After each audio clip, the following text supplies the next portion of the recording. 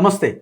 ఇవాళ మనం మాట్లాడుకోవాల్సిన కొన్ని ముఖ్యమైన అంశాల్లో ఒక 3 అంశాలు మనకు ప్రధానంగా కనిపిస్తున్నాయి. ఒకటి, నిరుద్యోగులు పెద్ద ఎత్తున ఆందోళన చేస్తున్నారు. ఒక 4, 5 డిమాండ్లు ప్రధానంగా వాళ్ళవి ఉన్నాయి. సో ఆ డిమాండ్ల పరిష్కారం కోసం వాళ్ళు రోడ్ల మీదకి వస్తున్నారు. ప్రభుత్వం మాత్రం ఏవో ఒక అంశం మీద మాత్రమే కొంత ఆలోచిస్తున్నట్టుగా మిగతా అంశాలన్నీ వాళ్ళకి అనుకున్నట్టుగానే చేస్తున్నట్టు కనబడతా ఉన్నది. ఇక రెండోది, చంద్రబాబు నాయుడు, రేవంత్ రెడ్డి మొన్నటి సమావేశానికి సంబంధించిన ప్రధాన వార్తగా ఉన్నది.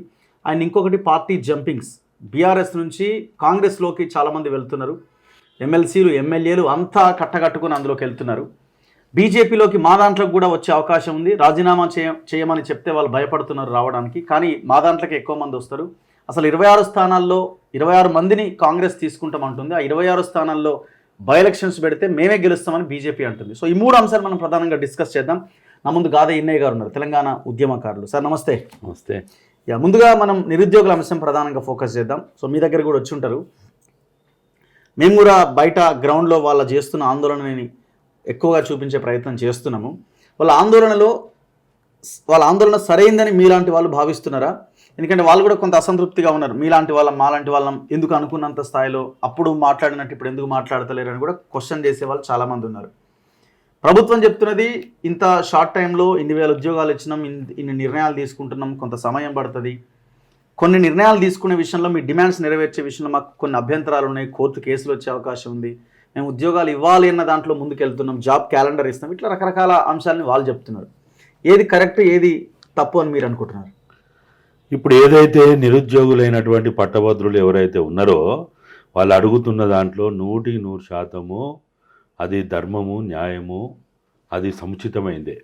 అది భారతదేశ చరిత్రలో పబ్లిక్ సర్వీస్ కమిషన్ నిర్వహిస్తున్న వివిధ రాష్ట్రాల్లో ఉన్న విధి విధానాలు పరిశీలించిన, యూపీపీఎస్సీ విధానాలను పరిశీలించిన, లేకపోతే ఉమ్మడి ఆంధ్రప్రదేశ్లో నిర్వహించిన ఈ పబ్లిక్ సర్వీస్ కమిషను ద్వారా గ్రూప్ 1, గ్రూప్ 2, గ్రూప్ 3 ఇతరత్ర ఉద్యోగ నియామకాలకు సంబంధించినటువంటి ఏర్పాట్లు జరిగినప్పుడు నోటిఫికేషన్ రావడము, నోటిఫికేషన్ వచ్చిన తర్వాత అదనపుగా ఉద్యోగ నియామకాలకి సంఖ్యని పెంచడము, లేకపోతే పర్సంటేజ్లని మార్చడము, ఇవన్నీ కూడా గతంలో జరిగినాయి.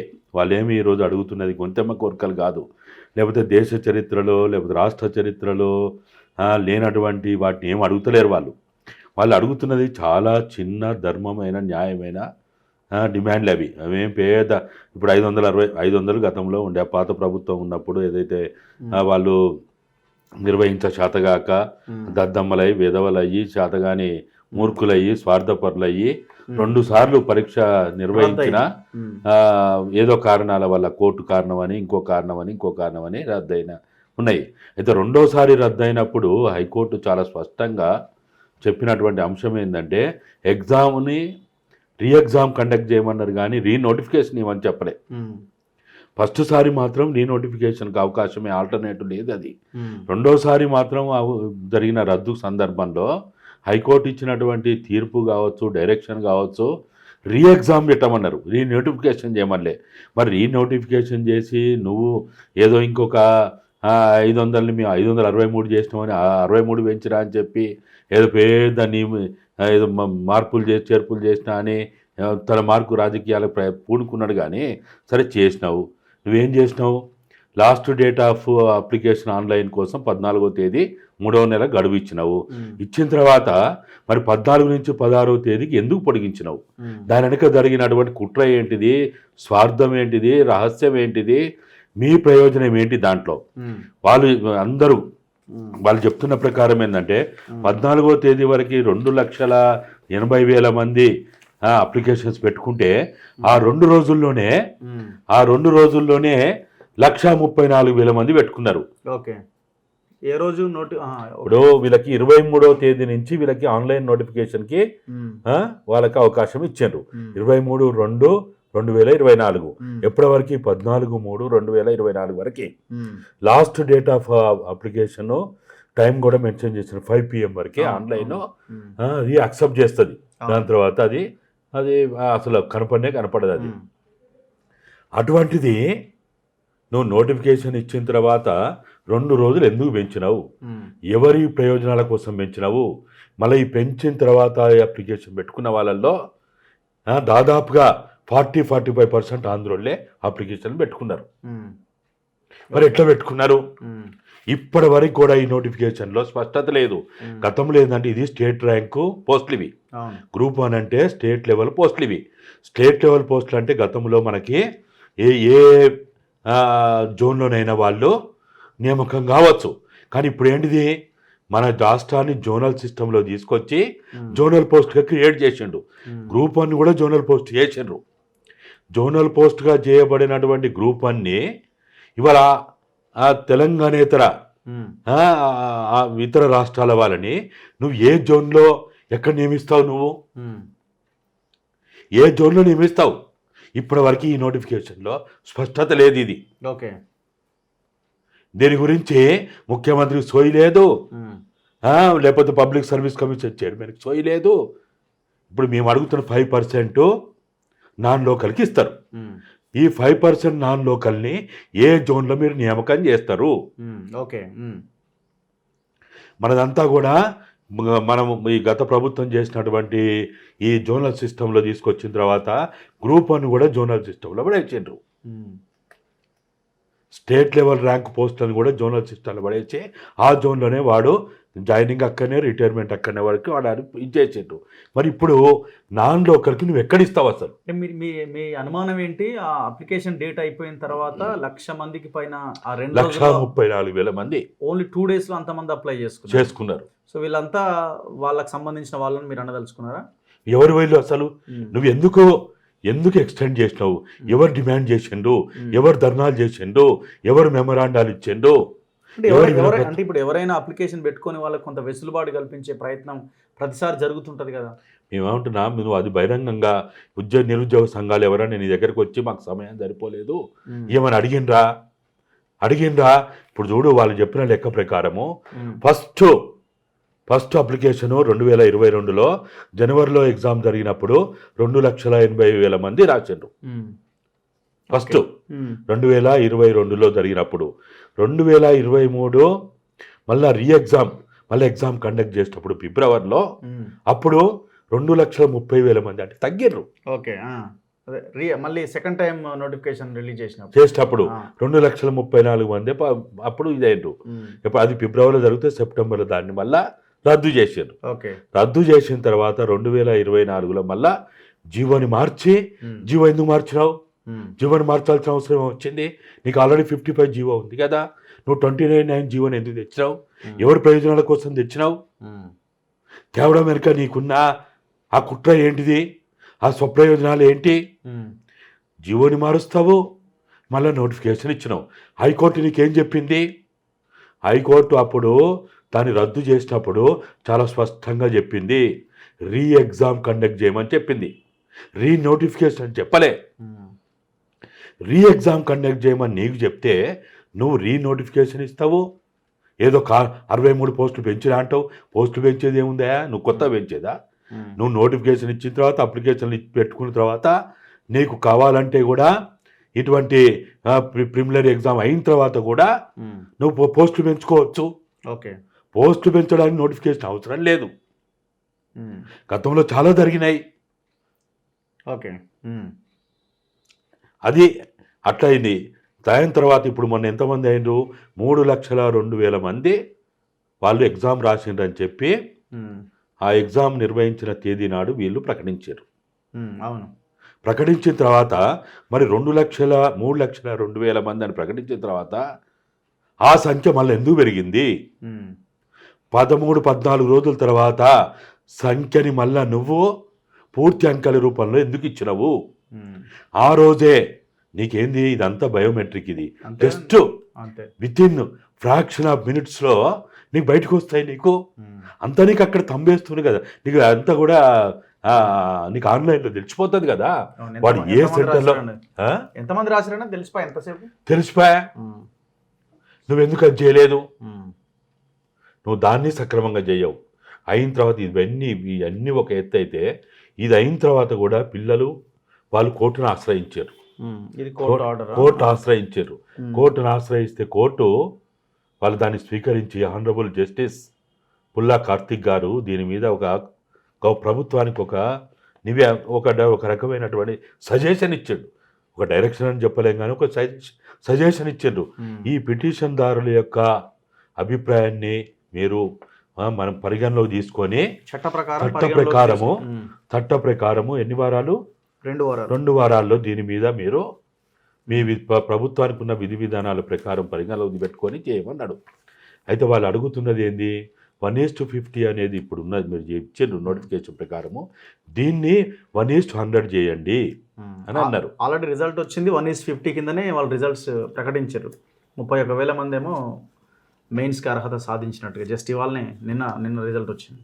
అయితే ఇదే కాంగ్రెస్ ప్రభుత్వం ఇవాళ ఎవరి జయంతి అయితే జరుపుకుంటున్నారో, ఆడంబరాలు చేస్తున్నారో, ఎవరి సందర్భంగానైతే వీళ్ళు గాంధీ భవన్లలో లేకపోతే అక్కడ ఇక్కడ ఏదో పూలు పండ్లు పంచుడు లేకపోతే ఇంకా దండలేసుడు ఇవన్నీ చేస్తున్నారో, ఆ రాజశేఖర్ రెడ్డి గారే 2005లో 1:100 ప్రకారము గ్రూప్ 1 యొక్క నిర్వహణ రిక్రూట్మెంట్ జరిపిండు. అంతేందుకు ఇప్పుడు మీరు ఇదైతే ఆంధ్రప్రదేశ్లో ఏపీఎస్సి గ్రూప్ 2 వీళ్ళు ఆల్రెడీ ఎగ్జామ్ ప్రిలిమినరీ కంప్లీట్ అయిన తర్వాత మెయిన్స్కి 1:50 నోటిఫికేషన్లో ఉంది. 1:100 వీళ్ళు విజ్ఞప్తుల మేరకు క్లియర్గా ఉన్నారు. మెయిన్స్కు 92,250 మంది అర్హత, 1:100 నిష్పత్తిలో ఎంపిక చేసిన ఏపీఎస్సి గ్రూప్ 2కి సంబంధించింది. ఇక్కడ చాలా క్లియర్గా ఉంటుంది. డిసెంబర్ 7వ తేదీన 897 పోస్టుల భర్తీకి నోటిఫికేషన్ జారీ చేసి జనవరి 21 నుంచి జనవరి 10వ తేదీ వరకు ఆన్లైన్ దరఖాస్తులు స్వీకరించారు. సో ఇప్పుడు ఈ నోటిఫికేషన్లో 1:50 అని అనుకున్నారు యాక్చువల్గా, కానీ 1:1 విధానంలో చాలా స్పష్టంగా రాసిండ్రు అనేక మంది విన్నపాల మేరకని. ఓకే, 1:50 నిష్పత్తిలో అభ్యర్థులను ఎంపిక చేయాలని కమిషన్ ముందు నిర్ణయించింది. సో అయితే నిరుద్యోగుల అభ్యర్థుల నుంచి ఏపీఎస్సికి అందిన విజ్ఞప్తుల మేరకు ఎక్కువ మందికి మెయిన్స్ రాసేందుకు అవకాశం కల్పించాలన్న ఉద్దేశంతో ఒక్కో పోస్టుకు 100 మంది చొప్పున అభ్యర్థులను ఎంపిక చేశారు. సో ఇది విషయం. మరి నాకు గురువు వీళ్ళేమంటున్నారు, ఇప్పుడు వీళ్ళేమంటున్నారు అంటే అది కోర్టుకు వెళ్తే మళ్ళీ ఇబ్బంది అయింది, నోటిఫికేషన్లో 1:50 అని చెప్పినాం కదా, మరి 1:100 ఎట్లా, కానీ ఇక్కడ సాధ్యమైంది. కోర్టు ఆల్రెడీ ఏం చెప్పింది, దీన్ని నోటిఫికేషన్ ప్రకారం 1:50 అన్నారు కాబట్టి ఇది ఎట్టి పరిస్థితుల్లో మా పరిధిలోకి రాదని లేదు. నెంబర్ 1. నెంబర్ 2, అదనంగా ప్రభుత్వానికి ఒక సూచన చేసిండ్రు, మీరు దీన్ని ఈ పిటిషన్దారుల యొక్క విన్నపాన్ని మీరు చట్ట ప్రకారం ఉన్నటువంటి అన్ని సాధ్యాలు పరిగణన తీసుకొని మీరు ఒక నిర్ణయం చేయండి అని 2 వారాల్లోపు చేయమని అడిగి వాళ్ళు డైరెక్షన్ ఇచ్చారు. ఒక రకంగా నీకెక్కడిది, కోర్టు ఎక్కడ దీన్ని చెల్లదు. ఒకసారి నోటిఫికేషన్ ఇస్తే కాదు, ఒకసారి నోటిఫికేషన్ ఇచ్చిన తర్వాత సపోజ్ 250 మంది పోస్టులకు ఒక నోటిఫికేషన్ వస్తుంది. గ్రూప్ 1, గ్రూప్ 2, గ్రూప్ 3 ఏదో ఒకటి వస్తుంది. గ్రూప్ 4 వచ్చిన తర్వాత దాన్ని 300, 400, 250, 270, 280 చేసిన సంఘటనలు చాలా ఉన్నాయి మన దగ్గర. అవును, అది ప్రభుత్వం ఇష్టం. ఇంకోటి మీరు చూడండి, నోటిఫికేషన్లో చాలా స్పష్టంగా రాసిండ్రు. దీంట్లో 22వ పేజీలో ఉంటుంది. వాళ్ళు ఏం చెప్పారంటే, ఈ ప్రభుత్వ వీళ్ళకి ఎప్పుడైనా ఏదైనా The Commission also reserves its right to alter or modify conditions laid down in the notification. During the entire process of recruitment and selection or withdraw or cancel of the notification at any time. మరి ఏదైనా చేయడానికి అవకాశం ఉంది, వాళ్ళకి ఉంది, right ఉంది వాళ్ళకి. Commissions decision to be final అంతే. అయినప్పుడు కోర్టు పోతారు, ఇదైతుంది అదైతుంది అని మాట్లాడితే నెంబర్ 21 పారా 18.1లో ఈ లైన్ రాస్తున్నారు. ఇది గవర్నమెంట్ ఇచ్చిన నోటిఫికేషన్ లిస్ట్, ఇది ఆర్డర్, ఇది నోటిఫికేషన్. ఇది ఏమందాం దీన్ని, అంటే మనకు కూడా ఇంత చదువు వస్తుంది. నా పాయింట్ ఏంటంటే కోర్టులు ఉన్నాయి, కోర్టులు అడ్డుకుంటాయి. అసలు కోర్టులు ఏమన్నా ప్రజలకి విద్యార్థులకి ఉద్యోగాలు ఇవ్వద్దంటాయా, లేకపోతే సరే ఒక 5 రోజులు 10 రోజులు లేట్ అవుతుండొచ్చు. ఒకవేళ అనుకుందాం ఇన్ కేసు ఎవరైనా కేసు వేసి వెళ్ళినా కూడా గవర్నమెంట్ పర్ఫెక్ట్గా వాదన చేసి ఆర్గ్యుమెంట్ చేస్తే ఎంతసేపు. ఇప్పుడు ధరణి మీద కాళేశ్వరం ధరణి ఇవన్నీ ఆగినాయా? కోర్టు పోతే కూడా కోర్టు ఏమంది, ఇది ప్రభుత్వ నిర్ణయం, మేమేం చేయలేమన్నది. ప్రభుత్వ నిర్ణయాన్ని ఏదైనా ప్రభుత్వం ఎప్పుడు కూడా ఏం ఆలోచిస్తుంది, ఒక సిటిజన్కి ఒక పౌరునికి ఎక్కడైనా ఏదైనా చట్ట పరిధిలో అన్యాయం జరిగినప్పుడు అప్పుడు కోర్టు ఇంటర్వ్యూన్ అవుతుంది. అంత తప్ప ప్రభుత్వ నిర్ణయాలు ఎక్కడ కూడా ఇంటర్వ్యూన్ కాదు. ప్రభుత్వ నిర్ణయం ఫైనల్ అది. విధి విధానాలు ఎక్కడైనా తప్పు మారినప్పుడు చట్టాన్ని అరే ఇప్పుడు నువ్వు ఎమ్మెల్సీ చేసి గవర్నర్ నిర్ణయం ఫైనల్ అని కోర్టుకు పోలేదా? ఎందుకు పోయినామా నువ్వు? కరెక్టే కదా. అక్కడేమో నీ మాట చెల్లుబాటు. అదే అంటున్నాను, వాళ్ళకి అవసరాలు ఉన్న చోట ఎంత గట్టిగానైనా వాదన చేస్తారు, ఎంత తక్కువ రోజుల్లో అయినా డెసిషన్ తేవడానికి ప్రయత్నం చేస్తారు. సో ఇట్లాంటి విషయాల్లో కోర్టు కేసులు అడ్డం వస్తే వద్దొద్దు అని చెప్తా ఉంటారు. కోర్టు కేసులు దీంట్లో చాలా స్పష్టంగా 21వ పేజీలో వాళ్ళు చెప్పిన ప్రకారము వాళ్ళు ఏం చెప్పారు, చాలా స్పష్టంగా చెప్పిండ్రు. ఫైనల్ డెసిషన్ కమిషన్దే. ఇది ఏది మార్పులు చేసినా, క్యాన్సిల్ చేసినా, లేకపోతే ఇంకా మాడిఫికేషన్ చేసినా వాళ్ళదని వాళ్ళే చెప్పిన తర్వాత కోర్టు ఎక్కడిదిగా? కోర్టు దీంట్లో ఇన్వాల్వ్ కాదు. వీళ్ళు చేతగాని వీళ్ళు మొండికి పోయి వీళ్ళు దీని వెనుక వాళ్ళ యొక్క హిడెన్ ఎజెండా ఏదో పెట్టుకొని చేస్తున్న తప్ప దీంట్లో ఏముంది?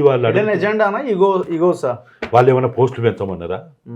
563 నువ్వు అన్నావు, దాని ప్రకారమే వాళ్ళు అంటున్నారు 1:50 కాకుండా 1:100 అయితే ఆ 100లో ఎవడైతే వాళ్ళు అవుతారు. అంతే కదా, ఏముంటుంది పోస్ట్ అయితే గదే కదా. అసలు ప్రిలిమినరీ ఎగ్జామ్ అనేది అసలు జస్ట్ ఇది ఏంటంటే మనము బియ్యం అన్నం వండే ముందు రాళ్ళు ఏరినట్టే అది. అంతే, బియ్యం అడిగినట్టు కూడా కాదు.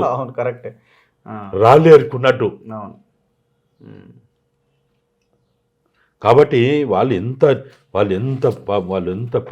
చూడండి, వాళ్ళ మొర ఎట్లా విన్నవించుకుంటారు, ఎన్ని విషయాలను దీంట్లో ముందుకు తీసుకొచ్చారు. భారతదేశంలోని వివిధ రాష్ట్రాల్లో జరుగుతున్నటువంటి అండ్ ఇంకొక విషయం గమనించాలి. ఇప్పుడు గ్రూప్ 1 ఫస్ట్ రాసి క్వాలిఫై అయిన వాళ్ళు ఉన్నారు, అవును, అది రద్దయింది. గ్రూప్ 2 రాసి క్వాలిఫై అయిన వాళ్ళు ఉన్నారు, అక్కడనే వాళ్ళు కొంతమంది ఫస్ట్ లో అర్హత సాధించి సెకండ్ లో అర్హతను కోల్పోయిన వాళ్ళు కూడా ఉన్నారు. ఈ రెండిట్లో అర్హత సాధించి ఇప్పుడు కోల్పోయిన వాళ్ళు కూడా పాపం చాలా మంది ఉన్నారు. అంటే వాళ్ళు ఎంత మెంటల్ స్ట్రెస్ కి, మానసిక సంఘర్షణకు గురై కూడా వాళ్ళు ఈ ఎగ్జామ్ లో వాళ్ళు ఛాన్సెస్ కోల్పోయి ఉంటారు కదా. ఇప్పుడు వాళ్ళు ఇక్కడ రాసిన చూడండి, సివిల్స్ లో యూపీపీఎస్సీలో ఈ అభ్యర్థి ఇది ప్రిలిమ్స్, ఇది మెయిన్స్. ఈ టీనా దాబీ 82 మార్కులు వచ్చినాయి ఇక్కడ. ప్రిలిమ్స్ లో 82 వచ్చినాయి. ఆల్ ఇండియా మళ్ళా మెయిన్స్ లో పోతే ఆల్ ఇండియా ఫస్ట్ ర్యాంక్ వచ్చింది. అంటే మరి 82 వచ్చింది కాబట్టి ఎక్కడ రిక్రూట్మెంట్ ఇది యూపీఎస్సీలో. అంటే ఇప్పుడు ఈమె మహితా శర్మ 150 మార్కులు వచ్చింది ఇక్కడ, ఏది ప్రిలిమ్స్ లో. ఇక్కడ మెయిన్స్కి వచ్చేసరికి 300 వచ్చినాయి. ఇది ప్రిలిమ్స్ అనేది అసలు ఇది ఎగ్జామే కాదు.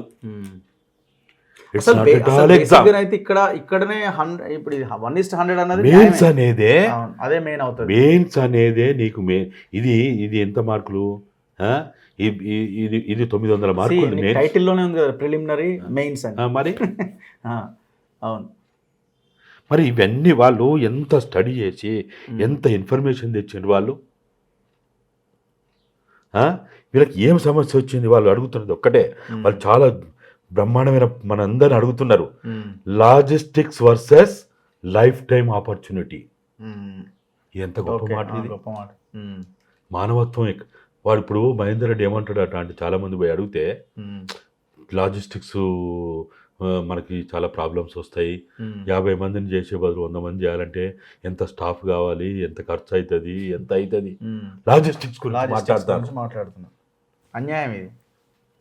వాళ్ళు నాకు చాలామంది జర్నలిస్ట్తో కూడా అడిగినా, తర్వాత చాలామంది పొలిటీషియన్లతో కూడా అడిగినా, ఏందా ఎందుకు ఇంత దుర్మార్గంగా మీరు చేస్తున్నారు. ఇప్పుడు ఏమైనా 1000 పోస్టులా? మళ్ళీ తిప్పి కొడితే 563 పోస్టులే కదా. అంటే లాజిస్టిక్స్ విషయానికి వచ్చినా కూడా 563 పోస్టులు ఇంటూ 100 కదా. ఇప్పుడు వాళ్ళన్నా ఇప్పుడు 563కి వీళ్ళు ఎంతమందిని పిలుస్తున్నారు? 563 ఇంటూ 50 మంది అంటే దగ్గర వాళ్ళు 30,000 మంది పిలుస్తారు. ఈ ఇంకొక 30,000 ఎక్కువ అవుతారు. అదే అంటున్నాను నేను కూడా. అంతకంటే ఎక్కువ ఏమన్నది ఆడ? 3 లక్షల మంది విలువమంటలేరు కదా. ఎగ్జామ్ రాష్ట్ర అందరిని విలువమంటలేరు కదా. నీకు ఇంకా దీన్ని ఇట్లా స్క్రీనింగ్ చేయడం వల్ల టాలెంటెడ్ వాళ్ళు ఇంకెక్కువ మందిలో కాంపిటీషన్ పెడితే టాలెంట్స్ అనేది ఇంకెక్కువ నీకు ప్రూవ్ అవుతుంది. నీకు రేపు పాలనలో నీకు మంచి మెరిట్ వాళ్ళు వస్తారు నీకు. వాళ్ళు లాజిస్టిక్స్ అనే పదం వాడుతున్నారంటేనే అసలు దీన్ని ఏ విధంగా చూస్తున్నారు అనేది అర్థమవుతున్నది మనకి. చాలా చాలా అంటే చాలా బాధాకరమైంది. దీంతో పాటు గ్రూప్ 1తో పాటుగా ఈ వాయిదా కోరుతున్నారు. ఈ వాయిదాని ఏమంటున్నారంటే మీరు ఉద్యోగాలు ఏమంటారు, మళ్ళీ వాయిదాలు అడుగుతారు. డిఎస్సి వాళ్ళు ఇవాళ కూడా విద్యాశాఖ ఆఫీస్ ముట్టడి ఉన్నట్టున్నది. సో వాళ్ళది కూడా 18th ఏమో ఎగ్జామ్, సమయం కూడా చాలా తక్కువగా ఉన్నది. ఇక లాస్ట్ ఏమన్నా అవకాశం ఉంటుందేమని వాళ్ళు విద్యాశాఖను ముట్టడిస్తున్నారు. వీళ్ళు గవర్నమెంట్ ఏమంటుందంటే మీరు టెట్ అడిగారు, టెట్ వేసినాం, మళ్ళీ టెట్ వేసినప్పుడు మేము చెప్పినాం పోస్ట్ పోన్ చేయం డిఎస్సి అని, మళ్ళీ ఇప్పుడు మళ్ళీ పోస్ట్ పోన్ అంటున్నారు అని వాళ్ళు అంటున్నారు. టెట్ ఎగ్జామ్ రాసినాం, టెట్ తర్వాత ఇంకొక 2-3 పరీక్షలు రాసినాం, మాకు అసలు గ్యాపే లేదు, ఎట్లా ఎగ్జామ్ నిర్వహణ జరుగుతుంది, ఒక 2 నెలలు వాయిదా అయ్యండి అని వాళ్ళు అడుగుతున్నారు. గ్రూప్ 2 పోస్టుల సంఖ్యను పెంచమని అడుగుతున్నారు. ఇవన్నీ ఉన్నాయి. ఇక అంటే వీళ్ళు అప్పుడు వీళ్ళు అడుగుతున్న దాంట్లో ఒకవేళ న్యాయం లేకపోతే దీని వెనక ఏదన్నా హిడెన్ ఎజెండా ఉంటే మనం కూడా ఆలోచించవచ్చు. వాళ్ళు ఏం చెప్తున్నారు, వరుసగా ఎగ్జామ్స్ అయినాయి, ఇప్పుడు ఒకటి గ్రూప్ 1 ఎగ్జామ్స్ అవుతా ఉన్నాయి. ఇప్పుడు ఈ డిఎస్సీలో రాసే వాళ్ళు కూడా గ్రూప్ 1 వాళ్ళు ఉంటారు, మిగతా ఎగ్జామ్స్ వాళ్ళు ఉంటారు, అనేక రకాల ఎగ్జామ్స్ ఉంటాయి. కాబట్టి మామూలుగా ఏంటంటే ఇప్పుడు ఇది ఒకటేమో మొన్ననే అన్నీ ఎంట్రన్స్లు అయిపోయినాయి. లా సెట్ అయింది, ఎంసెట్ అయింది, బీసెట్ అదేంది ఎంబీఏ వాళ్ళకి అన్ని రకాల ఈ సెట్ అయింది, చాలా రకాలైనటువంటి ఎగ్జామ్స్ అన్నీ ఏప్రిల్, మే, జూన్ వరకు జరిగినాయి. మనం చూసినాం కదా మొత్తం ఎగ్జామ్స్ అన్నీ ఎంట్రన్స్ ఎగ్జామ్స్లో అయినాయి.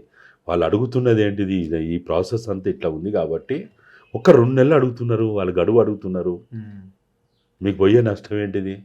ఇన్ని సంవత్సరాల నుంచి మీరు నిమ్మకు నీరెత్తినట్టున్నారు, పట్టించుకోకుండా ఉన్నారు. అసలు నిరుద్యోగులు అంటే మీకు అసలు లెక్క లేకుండా అయిపోయినటువంటి విషయాన్ని ఉన్నప్పుడు వాళ్ళకు 2 months అది కూడా చాలా రీజన్స్ చూపించి అడుగుతున్నారు. వాళ్ళు రీజన్స్ లేకుండా అడుగుతలేరు వాళ్ళు.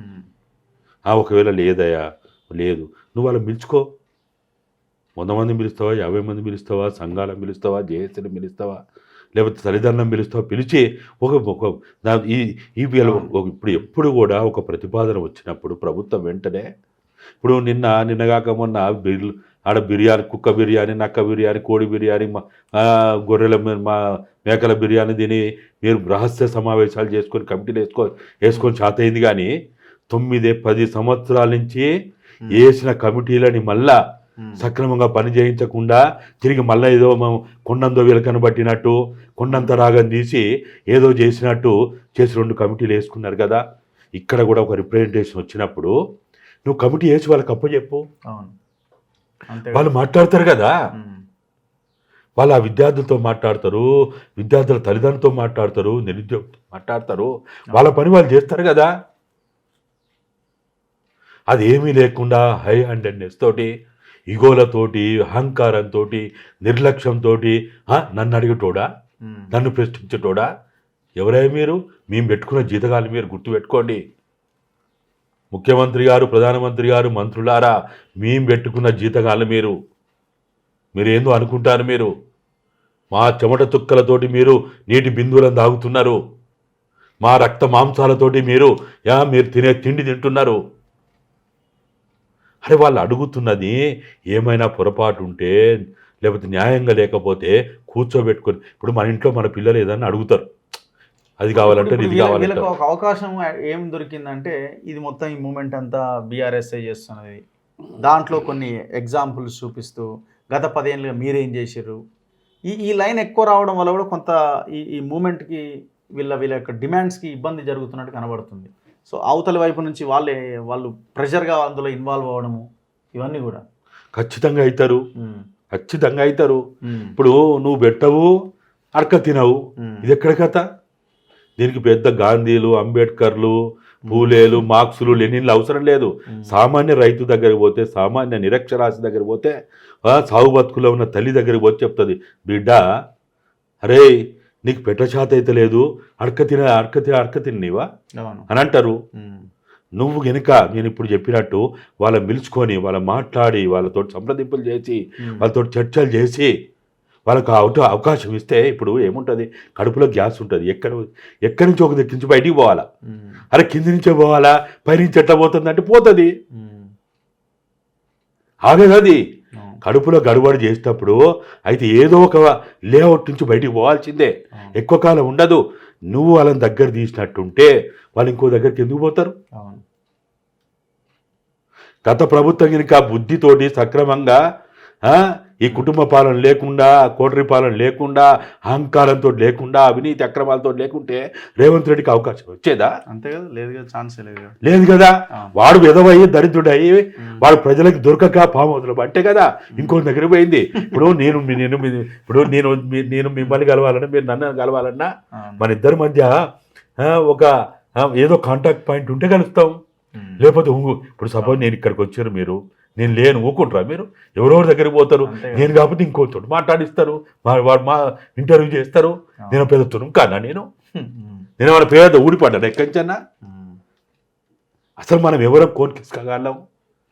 మనము ఇవాళ ఉన్న విషయాలని మనం సక్రమంగా మాట్లాడడానికి పనిచేయడం చేస్తున్నాము. ఇలా దీంట్లో ఎవ్వడు పెద్ద కాదు, ఎవడు చిన్న కాదు, ఖచ్చితంగా పోతారు, పోవాల్సిందే. వాడు ఆయన ఎవరు? ఇలా టీఆర్ఎస్ పార్టీ ఏంటిది? క్యాబినెట్ ర్యాంక్తో కూడిన ప్రతిపక్ష హోదా కలిగినటువంటి పార్టీ అది. వాడు ఇంకా ఫామ్ హౌస్లో అంటాడు, వాడు ఇంకా విధవా. ఇంత జరుగుతుంటే వాడు ఫామ్ హౌస్లో వాడిని ఇంకా పట్టించుకోకుండా ఉన్నాడు. కానీ వాడు నిజంగా రోడ్లెక్కి ఇక్కడికి వచ్చి గాంధీ భవన్ రావాలా, లేకపోతే పబ్లిక్ సర్వీస్ కమిషన్ రావాలా, అసెంబ్లీకి రావాలా? ఇలా క్యాబినెట్ ర్యాంక్ హోదా కలిగి ప్రతిపక్ష హోదా కలిగినటువంటి పార్టీ దగ్గరికి పోతే ఎవరి దగ్గరికి పోతురా? నీ దగ్గర రాలేదా? ఇదే విషయం మీద మీరు 5 ఎమ్మెల్యేలు ఉన్నప్పుడు కూడా జగ్గారెడ్డి తోటి లెటర్ రాపించారు, జయప్రకాష్ రెడ్డి తోటి. ఇదే 1:100 కోసం జయప్రకాష్ రెడ్డి లెటర్ రాసిండు ఆ రోజు 2023లో. ఇదే ఇప్పటి డిప్యూటీ సీఎం గారైనా బట్టి విక్రమార్క గారు, మీకు కావాలంటే వీడియో చూపిస్తా, అసెంబ్లీలో 1:50 కోసము ఆయన అసెంబ్లీలో మాట్లాడిండు బట్టి విక్రమార్క గారు. మీకు ఆ వీడియో చూడండి మీరు. ఓకే. నీ పార్టీ 2023లో బడ్జెట్ సమావేశాల సందర్భంగా ఇప్పటి డిప్యూటీ సీఎం గారు 1:100 కోసం ఆయన ఆ రోజే మాట్లాడిండు. ఆ ఎగ్జామ్ అంటే క్యాన్సిల్ అయింది, అది వేరే విషయం. అప్పుడే అడిగిండు, డిమాండ్ చేసిండు. మరి ఎట్లా ఇది ఎట్లా? నీ ప్రభుత్వం ఇవాళ నీ ప్రభుత్వంలో ఉన్న డిప్యూటీ సీఎం గారే ఆ రోజు రూలింగ్ పార్టీని అడిగిండు.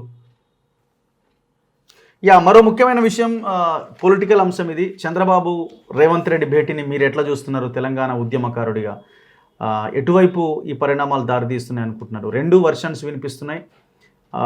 సరే, కేసీఆర్ ఇంతవరకు అయితే దీని మీద ఏమి ఆయన మాట మాత్రం కూడా ఏం మాట్లాడలేదు. మరి ఆయనకు సందు దొరకలేదని మాట్లాడలేదా? ఒకటి. రెండోది, ఈ 5 గ్రామాలని వెనక్కి ఇవ్వడము, లేకపోతే కమిటీలు వేయడం, 2 కమిటీలు, ఇవన్నీ కొంత మంచి వాతావరణంలో జరిగినాయి, 2 రాష్ట్రాల సంక్షేమం కోసం, బాగు కోసం, డెవలప్మెంట్ కోసం జరిగినాయి అన్నది గవర్నమెంట్ వైపు నుంచి వాళ్ళు చెప్పుకుంటున్నమాట. మీకు ఎట్లా అనిపించింది? ఇప్పుడు ఇదంతా కూడా ఒక హిడెన్ ఎజెండాలో భాగంగా ఒక ఏర్పాటు చేసుకున్నటువంటి ఒక సినిమా షూటింగ్. అది అన్ని వెల్ ప్లాన్డ్. అది దానికి డైరెక్టర్ ఉన్నారు, అంటే దర్శకులు ఉన్నారు, నిర్మాతలు ఉన్నారు, వీళ్ళేమో హీరో హీరోయిన్లు అనలేం కానీ ఇద్దరు హీరోలే వాళ్ళు. వాడు వీళ్ళు విలన్ ఎవడో తెలియదు, హీరో ఎవడో తెలియదు. ఇప్పుడు చంద్రబాబు హీరో అందామా? డైరెక్టర్ ఎవరు ఉంటారు? అమిత్ షా. అమిత్ షానే. ఇంకెవడున్నాడు?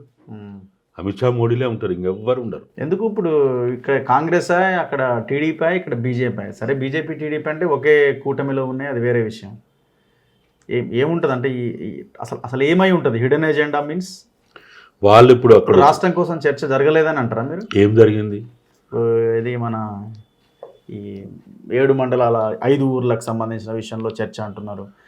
ఈ 2 కమిటీలు వేసిన కమిటీలు ఈ 9th and 10th షెడ్యూల్లో ఉన్న ఆస్తులు, వాటి విభజన, ఉద్యోగుల విభజన, వీటన్నిటి మీద చర్చ చేసిందని అంటున్నారు కదా. ఇవేం జరగలేదా? ఇప్పుడు ఇదే చంద్రబాబు నాయుడు 2014 నుంచి 19 దాకా ఆయన ముఖ్యమంత్రి. అప్పుడు కూడా చంద్రశేఖరరావు, చంద్రబాబు నాయుడు సమావేశాలు జరిపిండ్రు. అప్పుడు కూడా అధికారులతో కూడిన కమిటీలు వేసిండ్రు.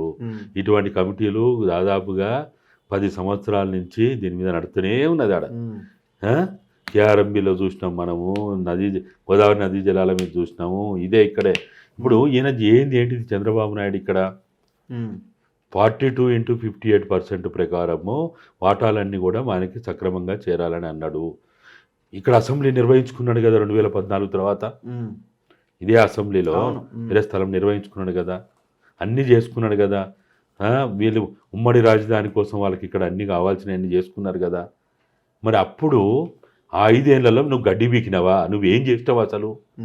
పరిష్కారం కానీ ఇవి పరిష్కారమేనే, ఇవి పరిష్కారం కాలేదని ఎందుకు చెప్పలే ఇప్పటివరకు? ఇప్పటివరకు ఆ విషయాల మీద అధికారుల చేత నియమించబడిన కమిటీ ఎందుకు దీన్ని బహిర్గతం చేయలేదు? చెప్పాలి కదా. సరే, అదంతా అయిపోయింది. మీరు కూర్చోడానికి లవ్ లెటర్ రాసుకున్నారు. మీరిద్దరు లవ్ లెటర్ రాసుకున్నారు. కూర్చోడానికి మోడీని కలిసిండ్రు. మోడీని కలిసిన తర్వాత హైదరాబాద్ వచ్చిండ్రు. చక్క చీఫ్ సెక్రటరీ ఏర్పాట్లన్నీ చేసిండ్రు. అదంతా జరిగింది. అవునే, వచ్చారు మీరు. 5 గంటల తర్వాత మీరు అక్కడికి వచ్చారు. మేమేం అడిగినాం? నీ సమావేశం మొత్తం కూడా ఇన్ కెమెరాలో జరగాలని అడిగినాం మేము. ఫస్ట్ డిమాండ్ ఏజెండా అంశాలు ప్రకటించాలి. రెండవది, ఈ సమావేశం మొత్తాన్ని వీడియో రికార్డింగ్ చేయాలి, వాయిస్ రికార్డింగ్ చేయాలని మేము అడిగినాం. ఎందుకు చేయరు మీరు? అంతర్జాతీయ సంస్థలు, వరల్డ్ బ్యాంక్ కానీ లేకపోతే అంతర్జాతీయ దేశాలు, ఇరు దేశాలు ఏదన్నా సమావేశాలు జరిగినప్పుడు కూడా వీడియో కెమెరాల్లో సమావేశాలు నిర్వహిస్తారు, బంధిస్తారు. ఇప్పుడు గత 10 ఏళ్లలో జరిగింది ఏందో తెలియకనే కదా మనంత పిచ్చోళ్ళు ఎక్కున్నాం. ఆ వీడియోలో ఉండుంటే అవి పబ్లిక్ డొమైన్లో పెట్టుంటే ఇవి అయినాయి, ఇవి కాలేదు, ఈ ఆర్టీసీలోకి ఇట్లా జరిగింది, ఈ స్టేట్ ఫైనాన్స్ కార్పొరేషన్ ఏపీఎస్ఎఫ్సి ఏదైతుందో అది గిట్టుంది. అంటే ఇప్పుడు ఏదైనా కూడా లోపల మాట్లాడుకొని బయటకు వచ్చి ప్రెస్ మీట్ పెడితే గదే కదా మనకు ఉన్న ఎవిడెన్స్. ఏం నమ్ముతావు? ఎవరు నమ్ముతావు? ఈరోజు నమ్మేది ఉన్నదా? మనం చూస్తలేవా? దిక్కుమాలినోడు ఏ పార్టీతోడు గెలుస్తాడో, ఏ పార్టీ బీపా మీద గెలుస్తాడో, గెలిచిన తర్వాత ఏ పార్టీలో పోతాడో, పొద్దునోడు మాట్లాడి సాయంత్రం మనం చూడలేదు ఆవిడ పోచారం శ్రీనివాసరెడ్డిని. ఈయన రేవంత్ రెడ్డి ఆయన ఇంటికి ముందు రాకముందు ఆయన ఫామ్ హౌస్లో 4 గంటలు కూర్చొని ఆడ కోడి కూరలు, మేక కూరలు మేచి ఎవరు చంద్రశేఖర్ రావుకే భుజం తట్టి భరోసా ఇచ్చి మనని ఎవడేం చేస్తాడు, రేవంత్ రెడ్డి పీకుడు గాడు మన్ను మా చరవని మాట్లాడి తెల్లారు ఏం చేసినదు లేదా? వీళ్ళని నమ్ముతాడన్నా? వీళ్ళని నమ్మితే మనం మోసపోతాం. ఓకే, వీళ్ళకి ఏమైనా విలువలు ఉన్నాయా? ఏం విలువలు ఉన్నాయా ఆడ? అవును, ఇదంతా జరిగింది, మాట్లాడింది మీరు, చర్చించింది మీరు, లవ్ లెటర్ రాసుకున్నది మీరు, ప్రెస్ కాన్ఫరెన్స్ ఎందుకు పెట్టిరుగా మంత్రులు? మిగతా మంత్రులు ఎందుకు పెట్టించారు ఎరికేనా? ఈ బేకూగాళ్ళని వీళ్ళందరూ బేకూగాళ్ళు వెదవలు. వీళ్ళెందుకు మనకి పోరాడారా మా ఇంట్లో పెద్ద జీతగాళ్ళ లెక్క పోయి ప్రెస్ కాన్ఫరెన్స్ పెట్టుకోపోండి అని వాళ్ళు పోయిన మంచిగా రూమ్లో కూర్చున్నారు, ముచ్చట్టు పెట్టారు. ఆడేం జరిగింది వీళ్ళకి ఏం తెలుసు? ఓకే, ఆడేం జరిగింది వీళ్ళకి ఏం తెలుసు? వాళ్ళిద్దరు అయితే పెట్టాడమ్మా, నేనైతే చూడలేదు. లేదు మరి లేదు కదా. ఎందుకు పెట్టలేదు? అయినా ఓకే, నేను దాదాపుగా అక్కడ జరిగిన వాళ్ళు 1:45 అనగా ముత్తదే, 1:40 కాదు, పాడు కాదు, అంతా కొడితే కనుక 1:18 కూర్చున్నారు ఆడ.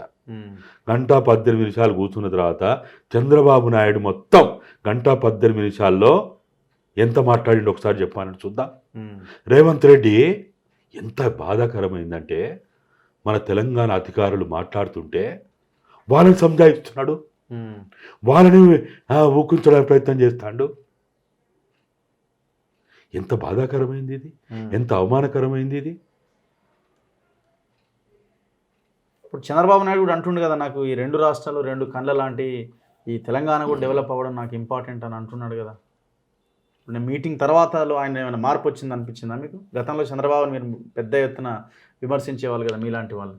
మేము పదే చెప్తున్నాం, చంద్రబాబు నాయుడు ఆంధ్రప్రదేశ్ ముఖ్యమంత్రిగా ప్రమాణ స్వీకారం చేయమని చెప్పినాం, స్వీకారం చేసిన తర్వాత చెప్పినాం తెలంగాణకి చంద్రబాబు నాయుడు తోటి ప్రమాదం రాబోతున్నదని పదే మన తొలి వెలుగు ద్వారా కూడా నేను 2-3 సందర్భాల్లో చెప్పిన.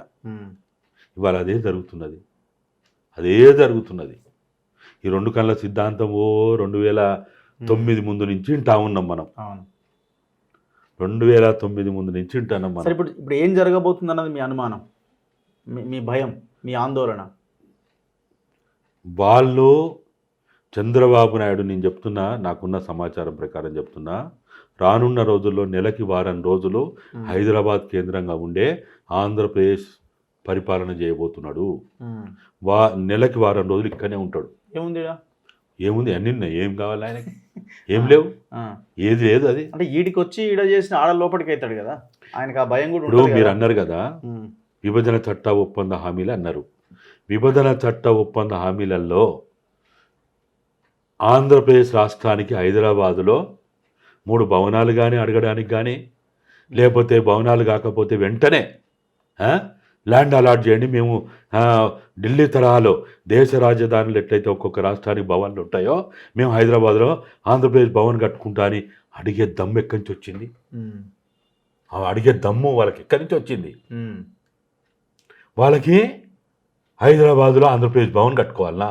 ఎందుకు అవసరం అంటే ఇక్కడ రేపు నీ అధికారులను పెడతావు, నీ స్టాఫ్ని పెడతావు, నీ బలగాలం పెట్టుకుంటావు, ఇక్కడ నీ పోలీసు వాళ్ళని పెట్టుకుంటావు, మొత్తం నీకు కావాల్సిన దాన్ని ఇక్కడ పెట్టుకొని హైదరాబాద్ ఏం చేయాలి తెచ్చుకుంటారు మీరు? వాళ్ళట రిక్వెస్ట్ పెట్టుకోవాలట, వీళ్ళు అలాట్ చేస్తారట. బుద్ధుందా వీళ్ళకేమన్నా? సిగ్గుందా వీళ్ళకేమన్నా? వీళ్ళేమన్నా తెలంగాణ బిడ్డలేనా? తెలంగాణ చీమునెత్తురుందా వీళ్ళకి? అంటే ఇక్కడ కూడా వాళ్ళ ఓటర్లు సెటిలర్స్ వీళ్ళంతా ఉన్నారు కదా, వాళ్ళ పార్టీ కూడా ఉంది కదా, తెలంగాణ తెలుగుదేశం పార్టీ అని. అయితే ఆ కోణంలో వాళ్ళు ఆలోచిస్తున్నారేమో. ఏం ఆలోచిస్తావు? ఇప్పుడు ఏ రాష్ట్రం వాళ్ళు లేరు, అన్ని రాష్ట్రాల వాళ్ళు ఉన్నారు. మరి ఇక్కడ ఎక్కువ తక్కువ కేరళ వాళ్ళు ఉన్నారు, ఏ రాష్ట్రం వాళ్ళు లేరు. మరి వాళ్ళందరికీ ఇస్తావా? వాళ్ళందరూ కూడా ఇట్లా అడుగుతారు, వాళ్ళందరికీ ఇస్తావా? ఎక్కువ పరిచయం ఎక్కువ తక్కువలో ఇప్పుడు ఇక్కడ వాళ్ళు కూడా వేరే రాష్ట్రాల్లో ఉన్నారు. మన వాళ్ళు మా రాష్ట్రంలో గుజరాత్ ఎంతమంది లేరు? మస్తు మంది ఉన్నారు. కౌన్సిలర్లు అయినరు, సర్పంచ్లు అయినరు, కార్పొరేటర్లు అయినరు, ఎమ్మెల్యేలు కూడా అయినరు కదా. అయితే మరి కేసీఆర్ ఇంతవరకు దీని మీద ఒక రెస్పాన్స్, ఆయన తెలంగాణ సెంటిమెంట్ అంటుంటాడు కదా, మీలాంటి వాళ్ళ మాట్లాడుతున్నారు, అరుస్తున్నారు, మొత్తుకుంటున్నారు, కానీ ఆయనదేం సౌండే లేదు కదా. ఆయన మాట్లాడకపోతేనే తెలంగాణకు మంచి జరుగుతుంది. ఎవరు? కేసీఆర్ మాట్లాడతాడు అంతేనా? ఏం నోటితో మాట్లాడతాడు? సిగ్గుందా ఆయనకి ఏమన్నా మాట్లాడడానికి? నోటితోటి మాట్లాడతాడా? ముడితోటి మాట్లాడతాడా? దేనితో మాట్లాడతాడు ఆయన? మాట్లాడడానికి ఆయన అర్హత ఏంటి? ఎక్కడిది అర్హత? మొత్తం నువ్వు ఎప్పుడైతే టీఆర్ఎస్ని బీఆర్ఎస్ చేసినావో అప్పుడే తెలంగాణకి ఆయనకి పేగుబంధం దిగిపోయింది. ఆయన తెలంగాణకి ఏమన్నా పెట్టాడు రైట్? ఆయన ఏమన్నా? ఆయన ఎవడు కొనికిసుకోగాడు? ఆయన ఎవరు అసలు? ఏం అర్హత ఉంది? అంత సైలెంట్గా ఉన్నాడు ఎందుకు కేసీఆర్? ఏం మాట్లాడతాడు? ఇప్పుడు ఆయన ప్రధాన ప్రతిపక్ష నాయకుడు, శాసనసభ పక్ష నేత కదా, బీఆర్ఎస్ నుంచి 39 మంది ఎమ్మెల్యేలు ఉన్న పార్టీకి ఆయన లీడర్, ఎల్పీ లీడర్. ఎందుకు రెస్పాండ్ అవుతలేడు, మాట్లాడతలేడు? ఇప్పుడు అధికారంలో ఉన్నప్పుడు అంటే సరే అది వేరే పవర్ ఉంది కాబట్టి ఏదో రకరకాలుగా మాట్లాడుకున్నాం, కానీ అపోజిషన్లో ఉన్నప్పుడు కూడా మాట్లాడతలేడు కదా. ఆయన ఇప్పుడు ఏది మాట్లాడినా ఆయన ప్రజలు పరిగణలోకి తీసుకోరు. వాళ్ళు మాట్లాడినామనుకో, ఆయన మాట్లాడడం వల్ల నా దృష్టిలో అయితే తెలంగాణకి నష్టమే. కేసీఆర్ మాట్లాడు అంతే. ఎందుకంటే ప్రతి ఒక్కడు ఇప్పుడు మీలాంటి వాడు నాలాంటి వాడు మాట్లాడితే మననేమి ఏకలు పీకలు లాగి మాట్లాడేది ఏముండదు. పెద్ద పోటుగాడు మాట్లాడుతాడు, ఏమే అప్పుడు ఏం చేస్తావు, ఇప్పుడు ఏం చేస్తావు అని అంటారు. ఆయన మాట్లాడగానే ఏమంటారు? 10 ఏళ్ళు ఏం చేసినావు? ఇప్పుడు అదే జరుగుతుంది నిరుద్యోగుల విషయంలో కూడా అదే. అరే వారు నిరుద్యోగులు అయిన వాళ్ళు అంటే చంద్రబాబు దగ్గర పోయి నిరుద్యోగులు పిటిషన్ ఇస్తేనేమో తప్పులేదట. ఈ రాష్ట్ర ప్రధాన ప్రతిపక్షమైనటువంటి బీఆర్ఎస్ పార్టీ వాళ్ళ దగ్గర పోతేనేమో తప్పట. తెలివి ఉందా ఎవడని మాట్లాడడానికి? ఆ మీడియా వాళ్ళు ఏం తెలివిని మాట్లాడతాడు? వాడు ఏమైనా తెలివి ఉన్నవాడు మాట్లాడుతాడు? అది ఏం జర్నలిజం అది? చంద్రబాబు దగ్గర పోతే తప్పులేదట. వాళ్ళు నిన్న పోయి చంద్రబాబు కూడా ఇచ్చారు, వాళ్ళు రిప్రజెంటేషన్ ఇచ్చారు. అరే ప్రధానమంత్రికి ఇస్తారు, ఎవ్వరికైనా ఇస్తారు. నేను చూడు, ఆ రోజు గుజరాత్ ముఖ్యమంత్రి నరేంద్ర మోడీ తెలంగాణ కోసం పోయి ఢిల్లీలో అని రిప్రజెంటేషన్ ఇచ్చిన 1998లో. ఓకే. ఆయన ఎవడైతే అండి, అరే మనకు న్యాయం కావాలనుకున్నప్పుడు మనం ఎవ్వరి దగ్గరికైనా పోతాం. 33 పార్టీలతోటి ఈ రాష్ట్రంలో ఆ పార్టీ లేని ఒక సర్పంచ్ లేడు, ఒక ఎమ్మెల్యే లేడు, ఒక ఎంపీ లేడు, ఒక వార్డ్ నెంబర్ లేని పార్టీలకు కూడా పోయి మనం రిప్రజెంటేషన్లు ఇచ్చి వాళ్ళతోటి లెటర్లు తీసుకున్నావా లేదా తెలంగాణ కోసం? పోవడం తప్పేందా అంటున్నా? మీరెందుకు కేసీఆర్ సూచిస్తలేరు? రోడ్ల మీదకి వచ్చి ఆయన ఆందోళన చేయాలి కదా, సౌండే లేదు ఎందుకు? అప్పుడే ఎట్లా ఫామ్ హౌస్లో ఉన్నాడు, ఇప్పుడు అట్లే ఉన్నాడు కదా. నేను పదే ఫస్ట్ మీ ద్వారానే చెప్పిన 3 విషయాల్లో ఆయన నిర్ణయం తీసుకునే దాకా కేసీఆర్ బయటకు వచ్చిన మేమే దంతాం, మేమే అడుగుతాం. ఫస్ట్ నెంబర్ 1 బీఆర్ఎస్ రద్దు చేసి టీఆర్ఎస్ పెట్టు, టీఆర్ఎస్ ఏర్పాటు చేసుకో. నెంబర్ 1. నెంబర్ 2, గత 9.5 సంవత్సరాల్లో జరిగినటువంటి అనేక రకాల తప్పుల మీద బహిరంగంగా క్షమాపణ చెప్పు. నెంబర్ 2. నెంబర్ 3, టీఆర్ఎస్ ఏర్పాటు చేసి సంస్థాగత మార్పులు చేయి. గ్రామ స్థాయి నుంచి రాష్ట్ర స్థాయి దాకా నికార్సైనటువంటి తెలంగాణ ఉద్యమకారులు, తెలంగాణ ప్రాణంగా ఊపిరిగా పిచ్చిగా భావించే వాళ్ళకి అవకాశం ఇచ్చు. అనేక విభాగాల్లో వాళ్ళకి అవకాశం ఇయ్యి. నీ కోటరీ, నీ కుటుంబ ఆధిపత్యం ప్రమేయం ఉండొద్దు. ఈ 3 చేస్తే అప్పుడు ఆయనకి తెలంగాణలో ఎంట్రీ దొరుకుతుంది. ఈ 3 లేకుండా నాలాంటి వాడు నీలాంటి వాడు అయ్యా రావయ్యా ఏదో రంజిత్ అన్నట్టు బాపు రా అన్నట్టు మనం అనలేము. ఓకే. ఇంకొక విషయం, ఈ జంపింగ్ల మీద మీరేం చెప్తారు బ్రీఫ్గా? మీకు కూడా సమయం అయిపోతున్నట్టుంది. ఈ పార్టీలు ఎవడు ఏ రాత్రి ఏ అర్ధరాత్రి ఎడిపోతారో అర్థం కావట్లేదు. ఇప్పుడు వాళ్ళ పేపర్లు ఏంటంటే బీజేపీలో కూడా ఒక 4-5 వచ్చే ఛాన్స్ ఉందట. వాళ్ళు ఏమంటారంటే మా దాంట్లోకి రిజైన్ చేస్తేనే మా దాంట్లోకి రావాలని వాళ్ళు అంటున్నారు. వీళ్ళేమో 26 టార్గెట్ పెట్టుకున్నట్టున్నారు. 26 మంది వస్తే గతంలో కాంగ్రెస్ని ఎట్లయితే విలీనం చేసుకున్నారో ఇప్పుడు బీఆర్ఎస్ ఎల్పీని కూడా విలీనం చేసుకోవచ్చని వీళ్ళు ప్లాన్ చేస్తున్నారు.